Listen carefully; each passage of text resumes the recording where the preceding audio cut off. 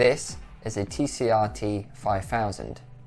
You'll often see it on a board alongside an LM393 and adjustable potentiometer.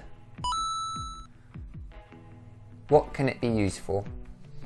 It can be used to detect the presence or absence of a reflective object, such as the presence of a coin, or to check the colour of something on a black to white scale, useful for a line-following robot. How does it work? The TCRT5000 itself works by transmitting infrared light from the LED and registering any reflected light on its phototransistor. This alters the flow of current between its emitter and collector according to the level of light it receives. There are a couple of features to note.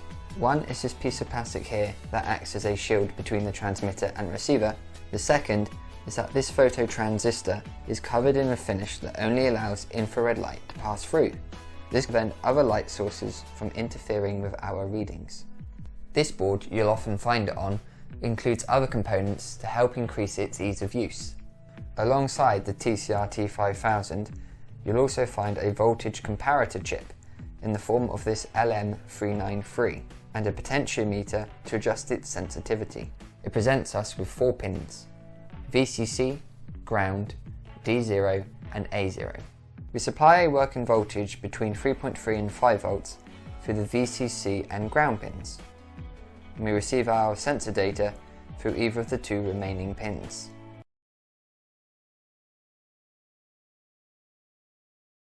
First we see how infrared sensor works. Infrared LED transmit a beam to target and target reflect that beam back to photodiode. Here infrared photodiode measure intensity of light, and we can correlate distance and intensity of light. In this figure, schematic of TCRT5000 is shown. So an infrared LED is connected with digital input of Arduino, and photodiode is connected with 5 kilo ohm resistor in series supply, and in between analog output is taken. So let's make the circuit and try it out. So let's write a code for Arduino. First, I am specifying pin number 6 as output, which goes to LED, then also starting serial communication, and printing analog value of pin A3, which comes from photodiode.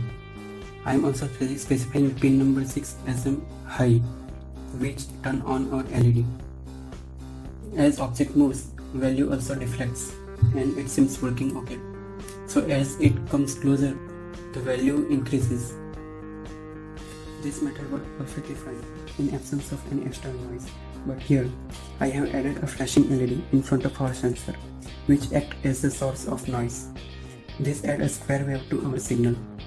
As our target moves, overall wave also moves, but a square wave is added to it, which is noise. Here we know that our noise wave is square, so actually we can measure it accurately. But in real case, noise are random, so we don't know characteristics of it. So it add error to our measurement. Now we will see how noise came into picture. LED transmits just signal to transmitter, but photodiode receives signal plus noise. So now we will see major sources of noise. So first is sun. Sun is huge source of infrared radiation, which change from morning to evening and also depends on atmospheric condition. Another is room lighting. If we turn on and off our room lighting, calibration change itself. Next is heat source. All heat source transmit some sort of infrared radiation, which is captured by photodiode. What would happen if we turn off our LED? If we turn off our LED, photodiode receives just noise. So we can somehow use this glue to remove noise from our data.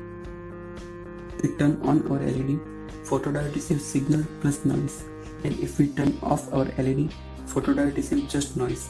So if we take difference of both this value, we can get denoised data or pure signal. So the smaller time in between two value is, the better result we will get. First specify few variables. Then first turn on our LED, take a reading from our photodiode and store it in variable A. Now again turn off our LED, take a reading from our photodiode and store it in variable B. Now take difference in between variable A and B and store it in third variable, which we call C. We also put some sort of delay in between. Now we print all our A, B and C variable in our serial plotter or serial monitor. Now again our system is placed in front of flashing LED but with modified code.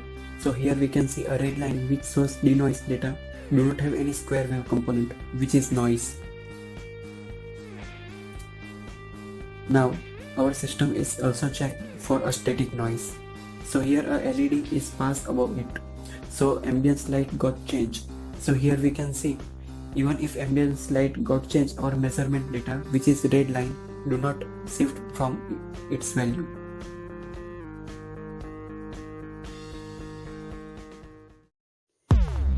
Robot තාක්ෂණය මුල සිට සරලව ඉගෙන ගැනීමට අදම අපව අමතන්න.